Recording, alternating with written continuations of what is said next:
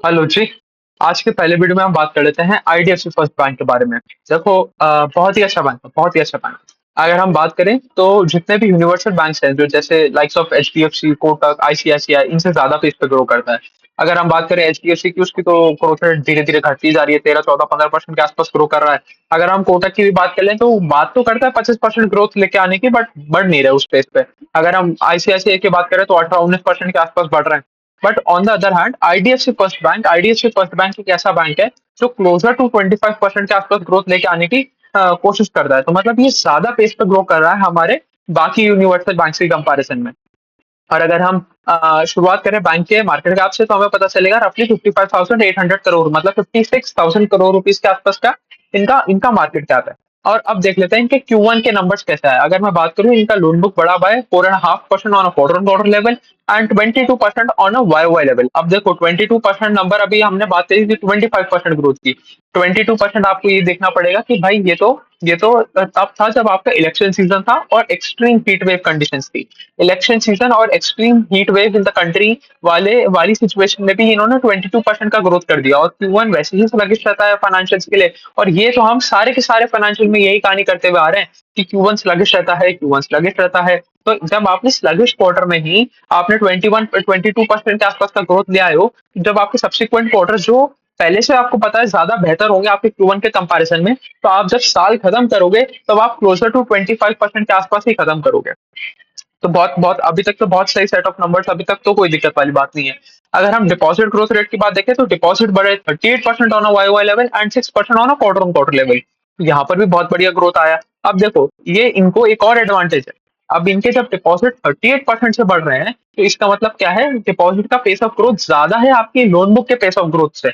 तो जब loan book की पेस ऑफ ग्रोथ से आपका डिपॉजिट का पेस ऑफ ग्रोथ ज्यादा होता है, तो आपको पता चलता है जो ये लोन बुक की पेस ऑफ ग्रोथ है, इसकी लॉन्जेविटी बहुत है। मतलब ये बहुत लंबे समय तक इसी पेस पे ग्रो करते रह सकते हैं और अपनी लोन बुक की पेस ऑफ ग्रोथ को बढ़ा भी सकते हैं। देखो, इसके बारे में हम आगे भी डिस्कस करेंगे, क्योंकि ये थोड़ा सा और ज्यादा लोन बुक ग्रोथ करके आ सकते थे, बट कुछ कुछ रीजन की वजह से इन्होंने ज्यादा किया नहीं। तो अगर आपका डिपॉजिट का ग्रोथ रेट ज्यादा है आपकी लोन बुक के ग्रोथ रेट से, तो ये बहुत ही बेहतरीन चीज होती है। क्योंकि चलो, अगर हम इस तरीके से समझें कि जो जो बैंक है उसके लिए रॉ मटेरियल क्या है, पैसा। पैसा is the raw material for a bank. आपको उठा के बैंक से पैसा ही तो लेके आते हो आप बैंक सारा का सारा धंधा करता है पैसे पे, कि एक तरफ से पैसा लिया और दूसरी तरफ पैसा दे दिया। तो अगर आपका पैसा अंदर आने का रेट, जो आपका डिपॉजिट का रेट है, वो ज्यादा है आपके पैसा बाहर निकलने के लोन वाले रेट से, तो आप इसको बहुत टाइम तक सस्टेन कर जाओगे।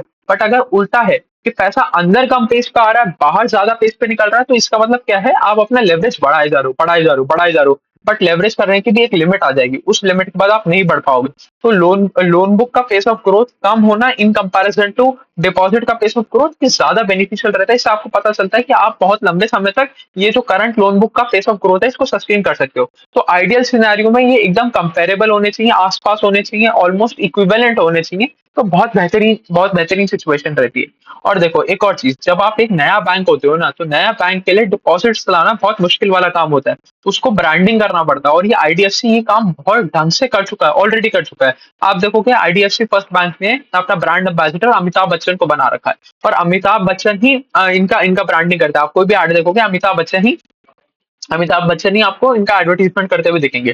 तो इनके लिए ब्रांडिंग क्यों ज्यादा जरूरी हो जाता है, जिससे ये अपना ब्रांड बिल्ड कर पाए, एक ब्रांड प्रेजेंस बना पाए। अब आप एक चीज सोचो, अब आपको आपकी जीवन की पहली सैलरी मिली, अब आप उठा के एकदम एकदम टुच्चे से कोई बैंक में कि जयपुर म्युनिसिपल कॉर्पोरेशन, कोई ऐसे उल्टे सीधे बैंक में तो नहीं डालोगे ना। आप एकदम ट्रस्टेड, जो जिस पे आपको पूरा विश्वास होगा ना, आप उसी बैंक में डालोगे। आप जाके एचडीएफसी बैंक में खाता खोलोगे, आप कोटक महिंद्रा बैंक में खाता खोलोगे, आप आईसीआईसीआई बैंक में, आप स्टेट बैंक ऑफ इंडिया में खाता खोलोगे, है ना। तो जब तक आपका ब्रांड वैल्यू नहीं है ना, क्योंकि आपको लोगों का पैसा रखना है, पैसा वहीं रखा जाता है जहां पर एकदम ट्रस्ट हो, ब्रांड वैल्यू हो, लोगों को पता हो कि यहाँ पर मेरा पैसा सेफ है, ढंग का बैंक है। मतलब कल कल को गायब नहीं हो जाएगा, कल को ये नहीं आ जाएगा कि भाई आईडीएफसी फर्स्ट बैंक उड़ गया, गायब हो गया, और ये इनका दिवालिया निकल गया, अब हमारा पैसा फंस गया। तो ऐसी जगह कोई भी पैसा नहीं डालना चाहेगा। तो एक बैंक के लिए ब्रांडिंग होना बहुत ज्यादा जरूरी है। और जब आपको आपको कब पता चलेगा कि आपका ब्रांड बनते जा रहा है, जब आपके जो डिपॉजिट्स हैं, डिपॉजिट की पेस ऑफ ग्रोथ बढ़ेगा।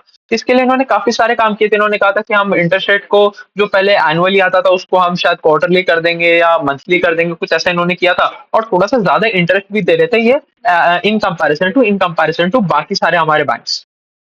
ये भी हमने देख लिया। तो जब हमें पता चल रहा है कि डिपॉजिट डिपॉजिट अच्छी अच्छी रेट पे आ रही है, इसका मतलब क्या है? बैंक का ब्रांडिंग वाला काम ढंग से हो रहा है, बैंक अच्छा अपना प्रेजेंस बना रहा है, ब्रांड अपनी ढंग से ब्रांड वैल्यू बिल्ड कर पा रहा है और उसको स्केल कर पा रहा है। तो ये बहुत अच्छी बात है। अब आ जाते हैं हम कासा रेशो पे। कासा रेशो की बात करें तो कासा रेशो उनका थोड़ा सा घट गया। अब देखो एक और चीज समझते हैं। जो आईडीएफसी फर्स्ट बैंक है, आईडीएफसी फर्स्ट बैंक में आपको देखने को मिलेगा, आपको थोड़ा सा ज्यादा इंटरेस्ट मिलता है एज कम्पेयर टू हमारे बाकी यूनिवर्सल बैंक, क्योंकि वो एकदम ठोक बजा के अपना ब्रांड बना के बैठे हैं, अपना पूरा सारा काम बना के बैठे हुए हैं। इनको अब मार्केट में नया उतरना था, इनको अपना पेनिट्रेशन करना था, इनको अपने डिपॉजिट लेके आने थे, तो इन्होंने ज्यादा इंटरेस्ट रेट ऑफर करने की कोशिश करी। मतलब इनकी इनकी इनकी ब्रांड के लिए, मतलब अगर आपको दो ऑप्शन दिए जाए कि आप आईडीएफसी फर्स्ट बैंक में डालोगे या एचडीएफसी बैंक में डालोगे, आप आग बंद करके कह दो कि मैं एचडीएफसी बैंक में पैसा डालूंगा, अगर मेरे को मेरी पूरी लाइफ सेविंग्स डालनी है।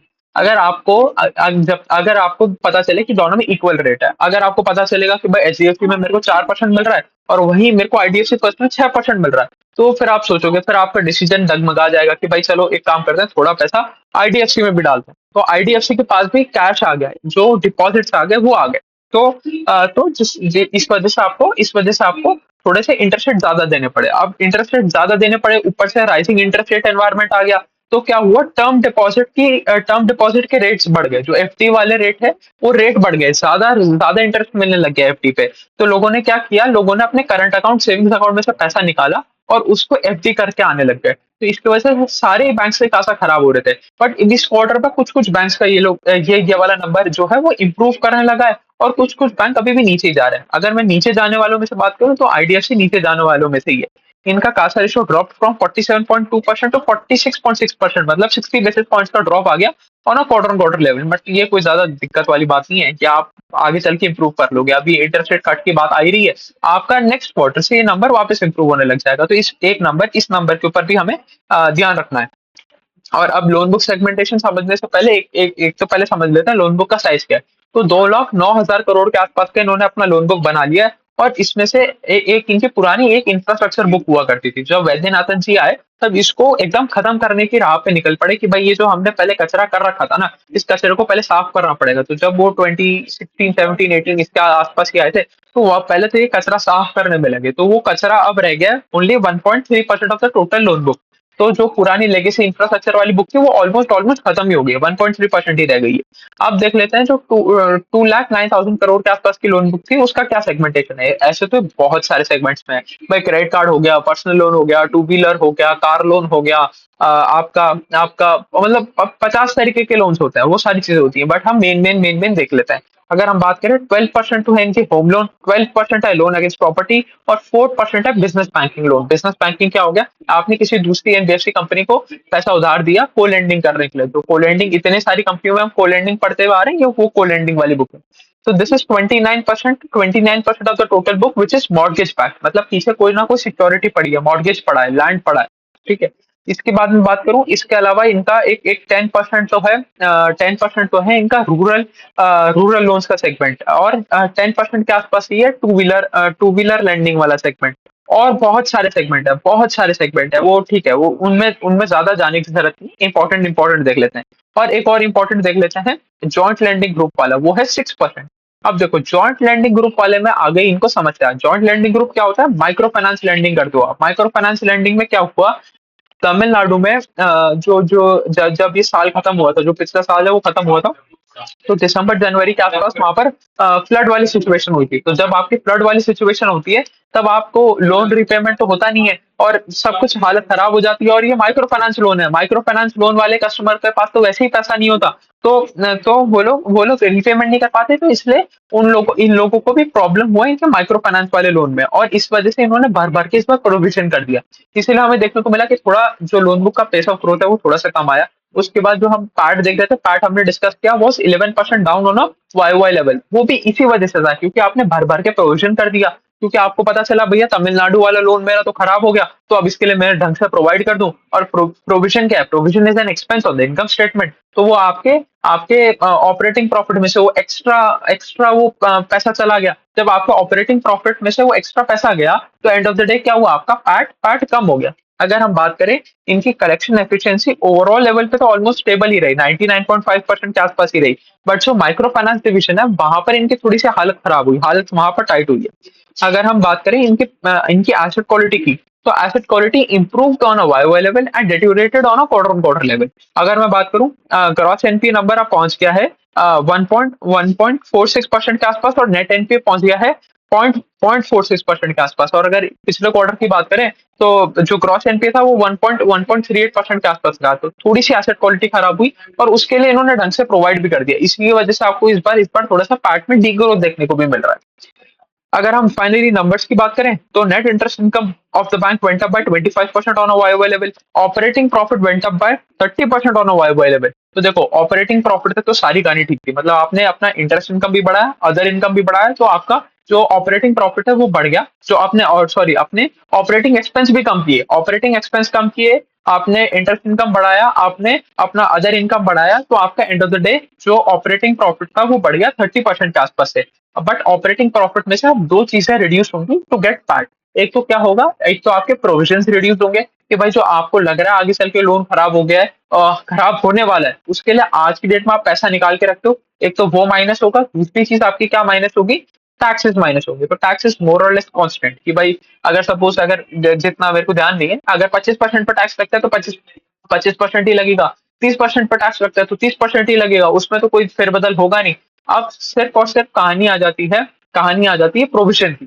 तो अगर अगर हम बात करें, अगर आपको किसी भी कंपनी में दिखता है कि ऑपरेटिंग प्रॉफिट बढ़ा 10%, फॉर सपोज एग्जांपल ले रहे हैं कि एक वेरिएबल लेके एग्जांपल ले लेते हैं कि फॉर सपोज ऑपरेटिंग प्रॉफिट बढ़ा x and part is x plus something, तो देन आपको पता चलेगा कि प्रोविजन कम हुए, इसकी वजह से पार्ट ज्यादा ग्रो किया एज कंपेयर टू हमारा ऑपरेटिंग प्रॉफिट। और अगर उल्टा सिनेरियो हो जाता है कि आपको पता चलता है कि operating profit went up bye x and part is x minus something, that is, ये सारा का सारा परसेंटेज टर्म्स में बात कर रहे हैं, and part is x minus something, तो इसका मतलब क्या हुआ? आपके प्रोविजंस बढ़ गए। तो ये चीज हमें समझनी पड़ेगी। तो हम यहाँ पर भी देखें तो जो operating profit was up by 30%, और उसके बाद जो नेक्स्ट चीज आ जाती है हमारे provisions, provisions went up by 109%, मतलब डबल करने पड़ गए इनको अपने प्रोविजंस। क्यों? क्योंकि वो तमिलनाडु में काम खराब हुआ था इनका, तो इसी वजह से ये सारी की सारी समस्या आ गई कि तमिलनाडु में आपने काम खराब हो गया। तो अब हमें क्या क्या चीजें ट्रैक करनी है? एक तो कासा रेशो का रिटर्न ट्रैक करना है कि वो वापस सही ट्रेंड में आ जाए, वापस ऊपर जाने की तरफ निकल जाए। दूसरी चीज क्या ट्रैक करनी है? कि आपकी लोन बुक ग्रोथ वापस थोड़ी सी ऊपर आ जाए, 25% के आसपास आ जाए। तीसरी चीज हमें क्या ट्रैक करनी है? अगले क्यू टू में हमें और क्या क्या ट्रैक करना है?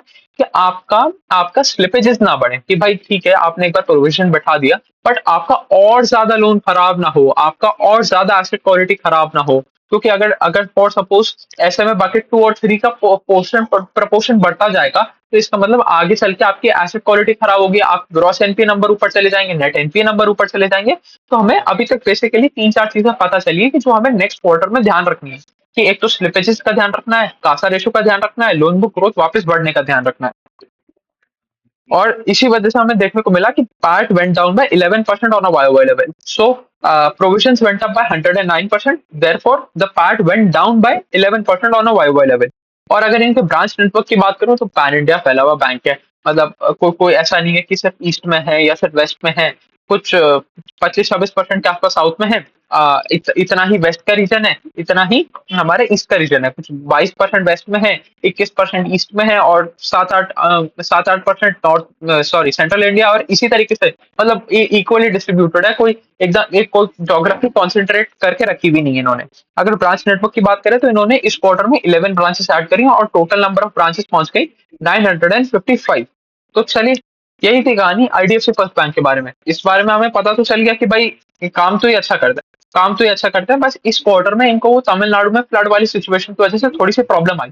अब देखो हमें कोई भी मतलब नहीं है कि प्रॉब्लम क्यों आई, प्रॉब्लम आई इसका मतलब हमारे लिए थोड़ी सी दिक्कत वाली बात है। उसके ऊपर से क्या देखने को मिला कि पार्ट घट गया, पार्ट, अब देखो पैट घट गया इसका मतलब क्या हुआ, आपका ईपीएस घट गया, और ईपीएस क्या होता है, अर्निंग पर शेयर, और आप वो शेयर होल्डर।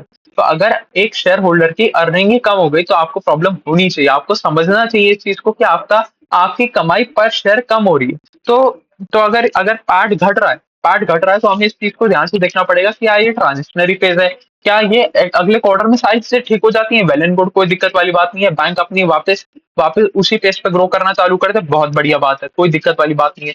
बट यहाँ से अगर ये चीज खराब हो रही है तो उसको हमें बहुत ध्यान से ट्रैक करना पड़ेगा और देखना पड़ेगा कहीं ये बहुत ज्यादा एक्सकेलरेट होके चीज हमारा इन्वेस्टमेंट ना खराब कर दे। तो चलिए, यही थी कहानी आईडीएफसी फर्स्ट बैंक के बारे में, अभी के लिए इतना ही रखते हैं। Thank you.